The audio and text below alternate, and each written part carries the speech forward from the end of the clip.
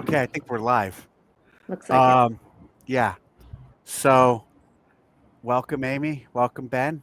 CrossFit Thank Thank you. King of Prussia, you. and Nicole Christensen, co-host, CrossFit Roots. And we're gonna chat for like 20 minutes or so, and then it'll be fun and easy. And then when we're done, we're gonna stay on, and you guys can stay on too, and we're gonna answer questions from the chat. Let's start with and Nicole and Amy. I've known you guys for a tremendously long time. I've known Amy. How long? When did we meet? Like 2009 Oh at the very wow. Okay. long. And Ben, I don't think I've ever met you. Have we met? No, first time. We're off to a good Okay. start. Okay. Nope. Great. While you guys are talking, I'm going to try to figure out how to show comments. So when you guys see the comments on the screen, let me know. Well, you guys can see the comments already, right? Mm-hmm. Let's I see. can. Yeah, I can see Okay. them. Yeah. Yeah, I want them to show up on screen so everyone else could see them. But I'm going to turn it over to you, Nicole. Start the interview, and I'm going to be fooling around with settings. Oh, great. All right, cool. Well, thanks for joining us, guys.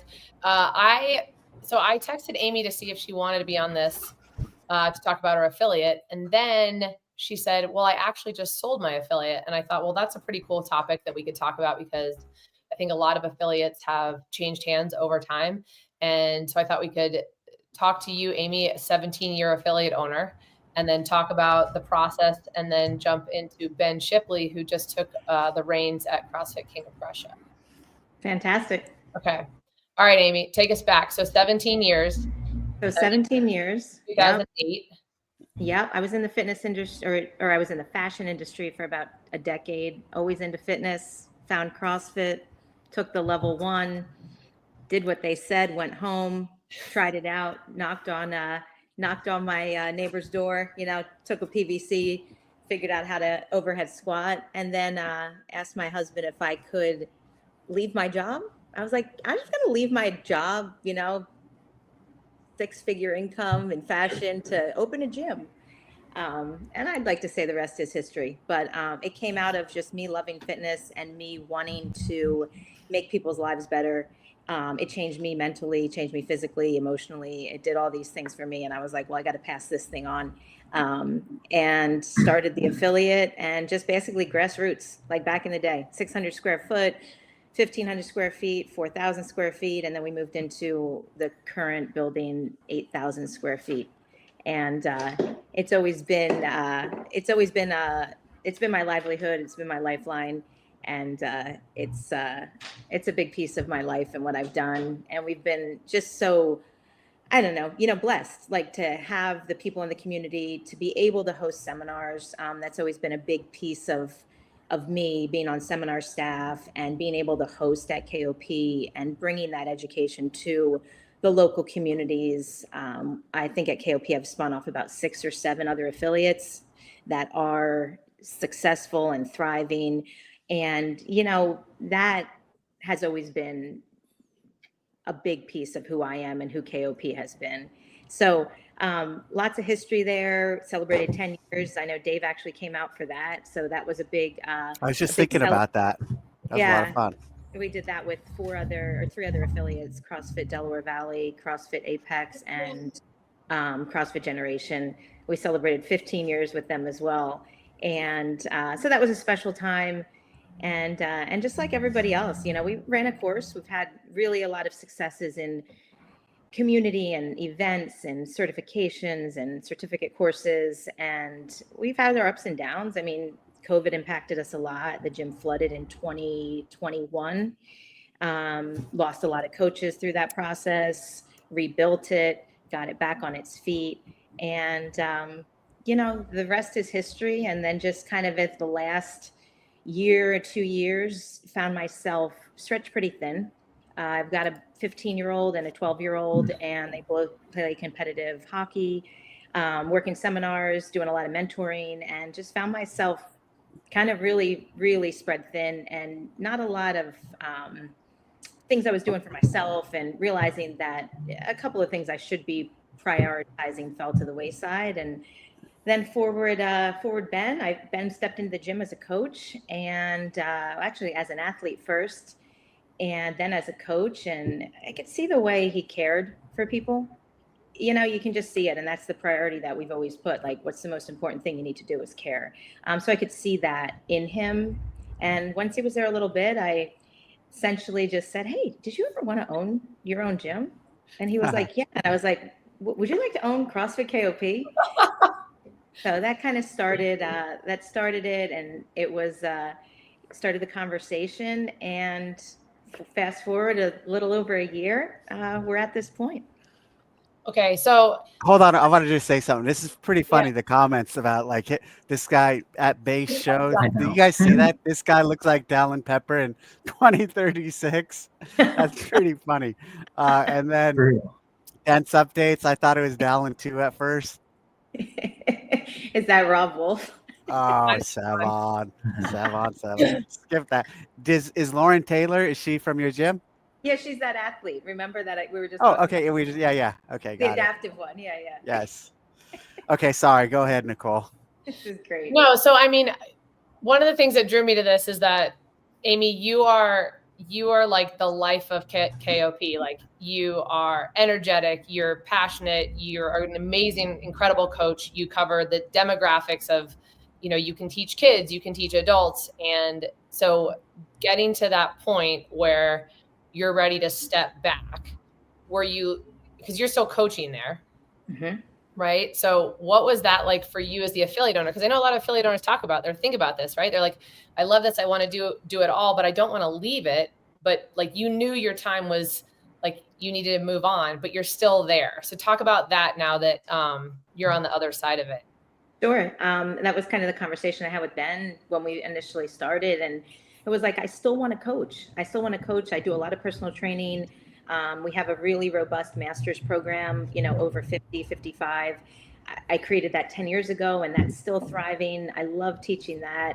And I just, told Ben all that. And I was like, hey, I still want to do all this stuff. I don't want the behind the scenes stuff of planning events and, maintenance on the gym and just the things that I've run for years.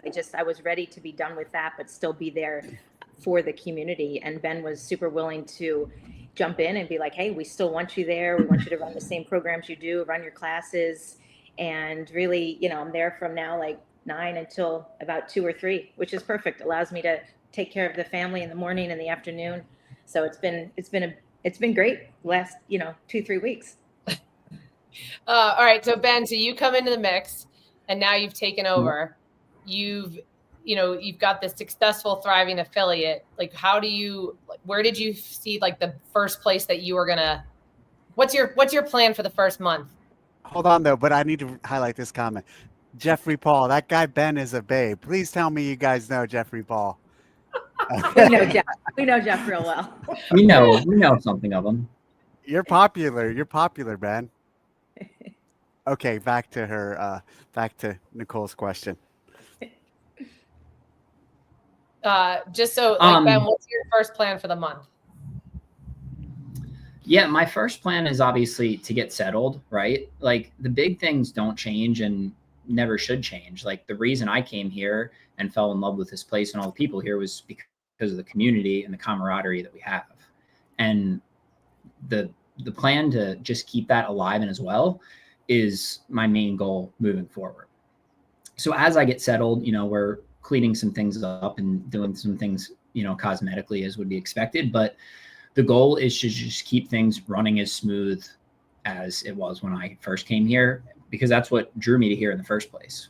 Like a lot of people go to the affiliate and then leave to go to their garage gym. I started in my garage gym and left to go to the affiliate, if that makes sense. Yeah. Cleaning things up or changing things up? Cleaning, literally cleaning. You didn't have a dirty gym, Amy? No, it was clean, but it needs a little paint. I'm insulted by that. Are you like? Nope, just that. Literally, it's just keeping things alive, right? Like, okay, got it. Just not like you're not saying it as if she left you a dirty gym. No. I'm like defensive. no, just putting our touch, right? Putting our touch. Yes. Okay. Now my cleaning lady's going to chime in yet. No, now it's offense on her. uh, So that process, you sell the affiliate, and now Amy, like, how was that when you announced it? What was that like? People, I imagine, were happy for you, right? But it's also like, did they want to know what was going on with you? Like, if you were going to be there, how did that all transpire? Yeah, it was interesting. It exactly happened on the day of like its 18th birthday when I announced it that day, and it just worked out that way. Made sure to reach out to all the coaches before we announced it. I wanted to have personal conversations with everybody who has supported me throughout the process and make sure to just have a personal conversation so they knew what was going on. And all of them were super supportive in what I endeavored to do next, and really just wanted to know, hey, are you still going to be coaching my class? Are we still doing our training session? And the answer to all that was yes. So as far as they're all concerned, the people I've been coaching and training, that stuff doesn't change. So they were super supportive and really have, embraced Ben and Abby, his wife, and their 3 beautiful girls as part of the community. And I think, Ben's about the same age I was when I opened it. And I think no better way to pass it on than somebody who's about the same age and has the same commitment to it, the same love of fitness and drive for community that I did. Ben, what do you have your level 2? I assume you do. Do you have your level 3? Yep. Level 2. Yep. Moving towards level 3. Okay. And is it intimidating now running the gym, having Amy there every day because she's such a high level coach? And now No. she doesn't have to focus on running the gym, but she can actually critique how it's being run or how the coaches are. Intimidating, motivating for sure. Motivating, and it's cool too. Like just the last couple of weeks, just to see Amy thrive. I still try to take Amy's class as much as I can because I enjoy it, and that's how I started. And she's thriving and well, and it's cool to see. It's just it's a cool dynamic right now. So what was the process like? Because Amy, you said that you didn't tell the coaches. So did you guys have all these conversations privately, go through the whole process? How long was that? And then you kept everything secret. So what was that like? Yeah, I mean, we have an NDA. You can't say a whole lot. So we kind of kept it between us and just worked through the whole process. It takes a while with any type of sale or anything. It takes a while that both parties go back and forth and iron everything out. But we kept it pretty close to the chest, and I think it worked out great. It actually allowed Ben to really get in there in the community and meet people and work into, different classes, early classes, midday, evening classes. So I think the time frame was ideal.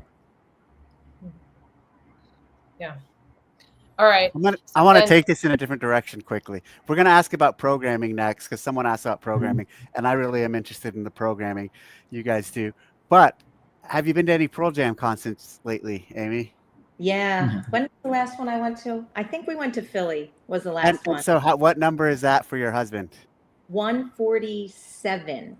147 Pearl Jam concerts. I should flip to the wall. I probably should just, if you're going to go there, I should just flip to that wall for a second. Yeah, let's look. So those are all of his Pearl Jam posters, and the middle one is his 100th show with a picture of Eddie and the set list. Oh man. Because Eddie essentially, he had a sign in the audience, and Eddie grabbed the sign and read his sign and played a song and said, "What does Jason want to hear?" And Jason asked for whipping, and Eddie said, I thought this boy would have won a love song, but he really just wanted a whipping. So the fact that the Pearl Jam posters just made this call, that's probably a big deal right now for my husband. 148. It's a big deal. It's a big deal for me. So yeah. What do you guys follow for programming? What did you follow, Amy? And Ben, do you have plans on continuing following that? Well, I have followed the Amy Lyons School of Programming. So I have programmed. Yeah, I've done the programming for the last 17 years. I've, been inspired by CrossFit.com. When Pat started doing his linchpin stuff, I looked at his stuff. I like that. and Spencer and James and the boys did their ham plan. I liked some of their stuff, looked at a The little bit of boys, I like it. the boys. But I always had a really good pulse on the community because I coached a majority of the classes and have always done my own programming. It's still out there on the blog that we're just about to retire, Amy's Fitness blog at blogspot.com. All those years of programming. And man, I sucked at it in the beginning. I mean, I was programming like 45-minute workouts. I mean, there was no scaling. It was like it said 65 for ladies, 95 for gents. I mean, I didn't care if 45 thrusters took you an hour. I mean, that was the weight. You would use it and do it and squat to the ball and do the thing. But yeah, so I continue to program and I always have. I've loved it and I've always done the programming. So it's been a fun ride doing all that.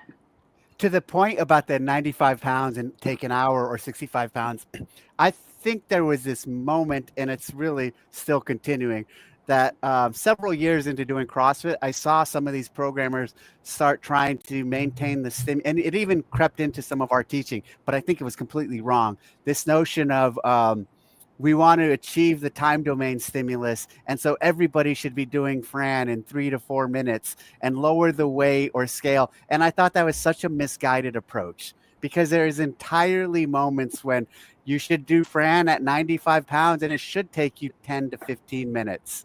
And so I think we still see that in a lot of places, that type of programming where let's match the time domain by scaling so significantly. But I think it's wrong. And I believe you should actually sometimes do these workouts that might take someone 3 or 4 minutes and grind through them and let it take 10 to 12 minutes for said athlete. All right. So Ben, so what are you going to do now with programming? I will be doing all of the programming. Okay. Have you started that? So I've started it. Throughout the last year, I've done a good bit of programming as well. I asked Amy because it's one thing to program, for yourself and athletes that are of, similar standards, but to program for a whole community and make everyone better with a single workout, it's definitely a skill and a talent, and it's one that you learn through experience. So I've really enjoyed that side of it and looking at our community as a whole and figuring out one workout that can get the best people better and then could get the new people started. And we're going to maintain that. I've been to multiple gyms. I've seen a lot of different programming. I do every workout that I program. So I would never write a workout that I wouldn't do. I have a very good idea of the stimulus and intention of all my workouts. And the cool part about it is that we're still focusing. There's one main focus of the day. If it's a strength day, we're focusing on the strength. If Awesome. It's a Metcon day, we're focusing on the Metcon skill. We're not overloading the athletes. So we have a good chance to sit back and teach the movements, practice the movements day in and day out, and get people better every day. Amy, what do you think of his programming? I think it's great.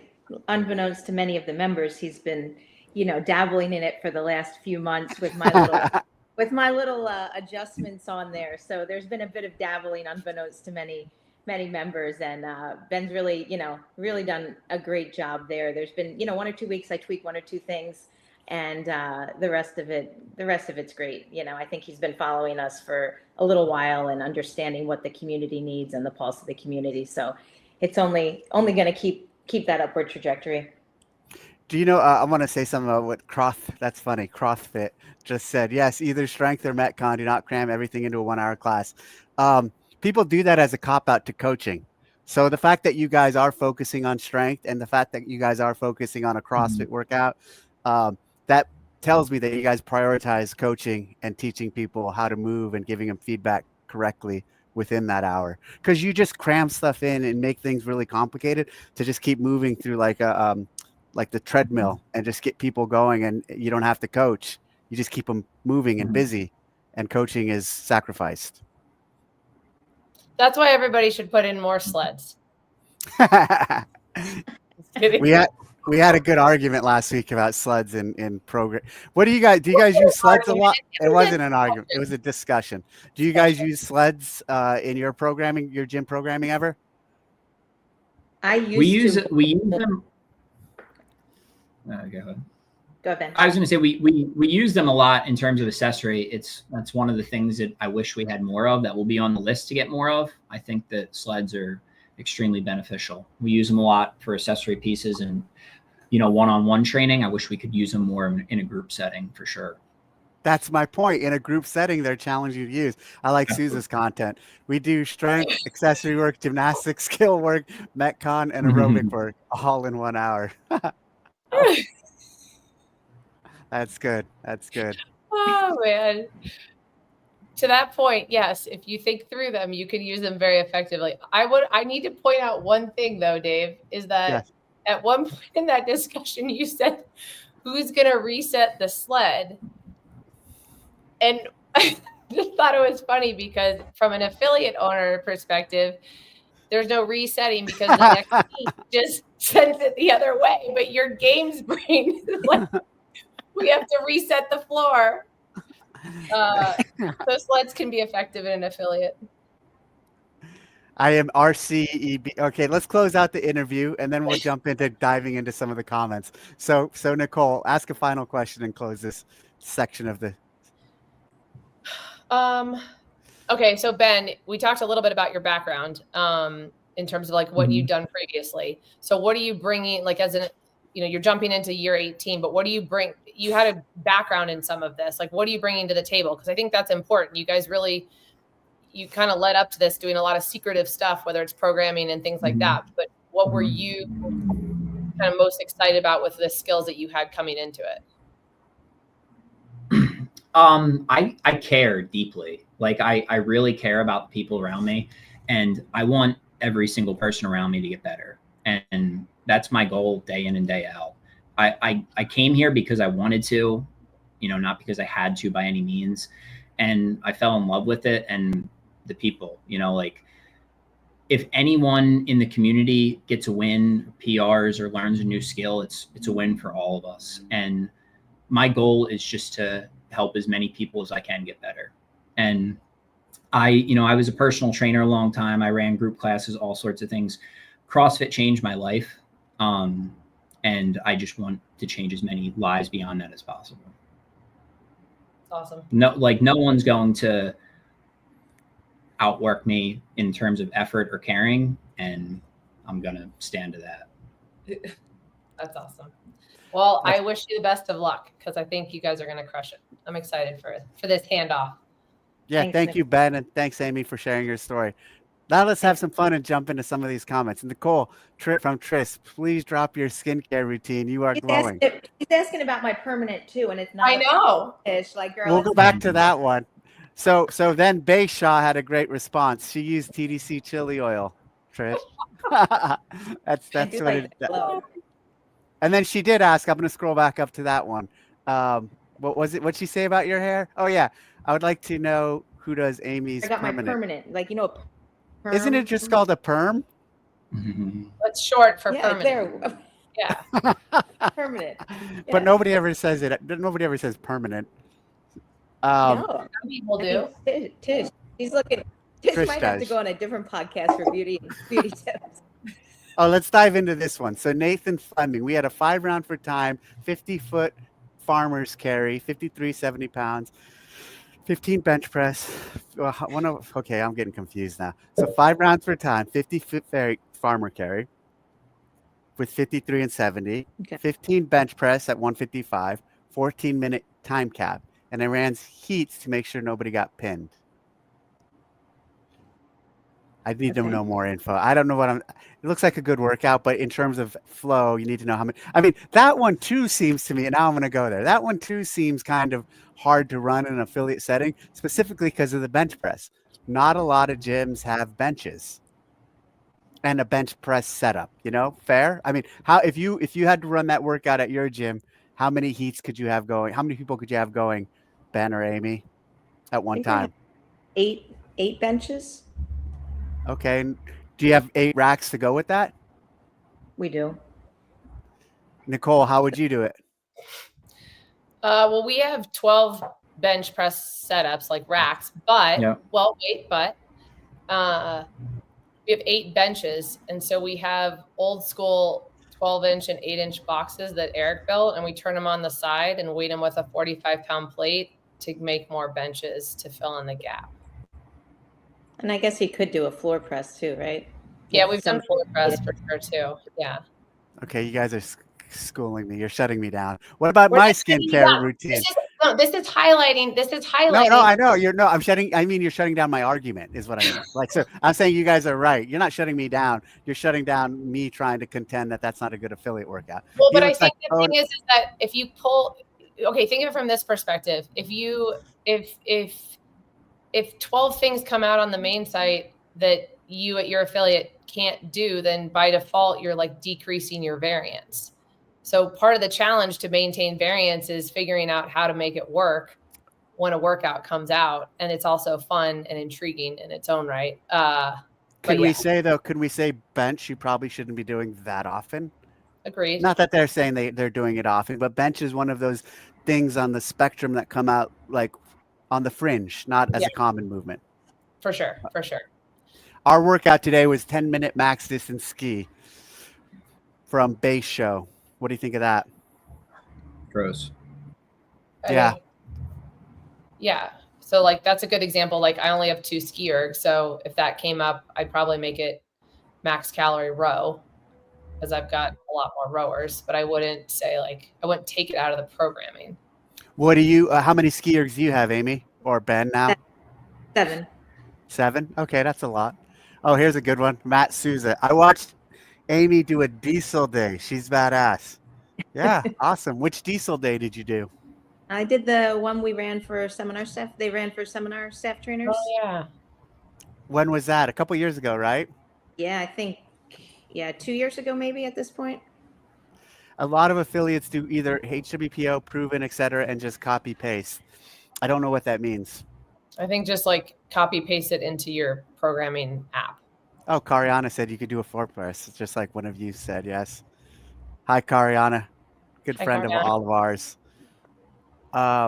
Nathan Fleming, it was partnered up in resting, partner with spotting. Yeah, that's the big thing. You either need to do no clips so that really you should never be getting pinned on 105, 155-pound bench press with good scaling. But if you did, no clips. That's funny. Trish, Nathan is a funny name. Blame Cap, Dave. Nathan, Trish Biblical. Keeping it real. I don't know what he's talking about. Jake, you hear that? Oh, bench blasphemy. Any update on the new all 4? Great question. We're still look at what was that little head twist about, Nicole? I was just waiting to hear. I was just waiting for the update. I looked right at you when I read that, and you had that little head twist.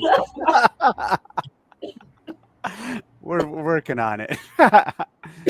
Coming soon. Let's move on. RECB. Yeah, but bench is so we look good in the summer. Do you think that's why CrossFitters still bench?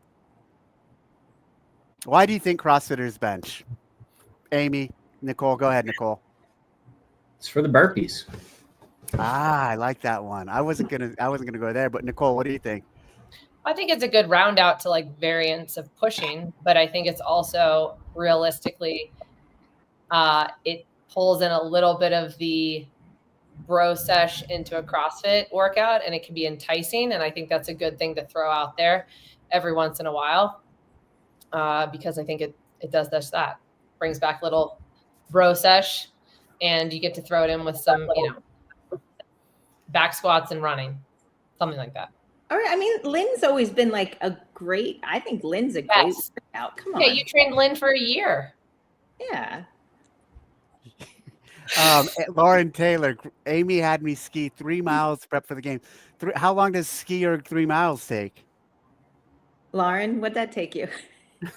We never knew what was coming out. So we gotta have a lot of variance in there. Hold on. Bench. Now he likes it because she's good at it. It's just way too long. Who's Base Show? Does anyone know who that is? No. Oh, he's saying, I've benched 3 times a week and I've done since 1998. I'm not stopping because a guy in Britney Spears, he's talking about me. Britney Spears headset says I shouldn't. I'm not saying you shouldn't. let's be clear on that. I'm not saying you guys shouldn't bench. I'm just questioning the inclusion of it and the amount you do it. And the way that it's taught. Can we talk about that too? Yes, please. Say more. Well, I mean, if we're going to throw bench press in, I mean, I think a lot of it's great to throw it in, but if you're not teaching how to set your scaps, how to set the bar, how to, finish with your triceps and things like that, yeah, you can enter some rotator cuff stuff that I think that as a responsibility as a CrossFit gym, I think a lot of high school and some college weightlifting gyms maybe didn't teach that as well. And I think we can do better. So I think the bench press is great. And I think as CrossFit gyms, we can also teach it so that we maybe avoid some of those shoulder things that happen along the way. And I think that's the bigger value in a lot of ways. Did you say something about triceps and fish? Did you have a cue? What was that? No, just triceps and finishing. Oh, finishing. Okay. Yeah. But I think there's a tremendous amount of value in it. I mean, handstand push-ups, burpees, push-ups, like all these different things. It's really just adding variance to pushing in that plane. But again, it's not something that I think that we just assume that everybody that can bench 200 pounds knows what they're doing. What do you think about overhead press versus bench? If you had to do one or the other for a CrossFitter? Overhead. Yeah. Amy? Overhead. You know what's interesting is anyone who has good handstand push-ups is really good at overhead press, but necessarily if you have a really good strict press, you don't see them always have good handstand push-ups. You guys see that too? Say that again. If you have a good strict press, that doesn't necessarily mean you're good at handstand push-ups. But if you're good at handstand push-ups, you're almost always good at strict press. What do you got, Amy? I mean, I feel like maybe I don't work on the strict press as much as I should. I feel like I've been at the same strict press for the last decade. But I'm good at handstand push-ups. I'm great at handstand push-ups. Yeah, but you're also this big. Yeah, but time out. When you say not good at strict press, what is that for you? You probably strict press 115. No, like 100. Most ever 105. Like, yeah, but you only weigh like 110 pounds, so that's basically like your body weight. Just pushing that up. It's all. That's the other thing. It's percentage of look at your body weight too. Yeah. I think this is the best comment, and this is probably a good place to end. CrossFit. This is much better than Sevon. You read the comments. This comment thing is fun. I like this. This is a good format. Oh my gosh. They're great. All right. Well, Ben, Amy, thank you guys. I appreciate it. I hope you enjoyed it. It was kind of all over the place because this is the first time we've done this where we were able to get the comments on the screen. And so, and you're still on seminar staff, right? You're not going anywhere. Yeah, I'm still on seminar staff. You've got me. Yeah, still good. On seminar staff, still coaching. How many gigs are you currently working? Couple a month? One a month? About 2 a month. Okay, that's good. Yeah. Awesome. Well, thanks again, Ben, Amy, Nicole. Appreciate it. And everyone in the comments, thanks for keeping us entertained. This is a lot of fun. Thanks, guys. Thanks a lot. Bye. Thanks a lot, guys.